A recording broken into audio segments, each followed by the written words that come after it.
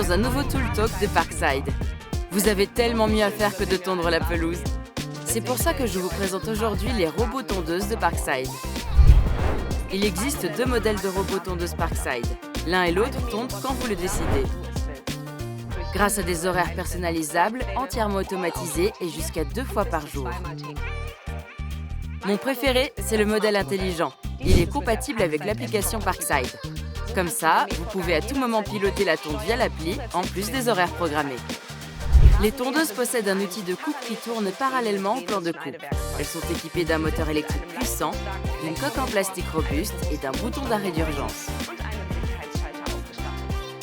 Le robot tondeuse est alimenté par une batterie Parkside de 20 volts. La hauteur de coupe est réglable en continu et le modèle se distingue par son faible niveau sonore. Cela dit, avant de pouvoir démarrer le robot tondeuse, il faut d'abord poser le câble périphérique. La tondeuse est déjà livrée, entre autres, avec 200 mètres de câble périphérique, des piquets de fixation et une règle. Vous trouverez d'ailleurs un tutoriel détaillé sur la pose du câble et d'autres vidéos sur notre site web, ainsi que sur notre chaîne YouTube.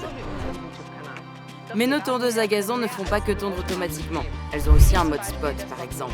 Il permet de tondre de manière ciblée des endroits qui sont habituellement bloqués par des meubles ou autres. Par ailleurs, il est possible de programmer des zones de tonte secondaire, ce qui est particulièrement utile pour les jardins avec beaucoup d'angles.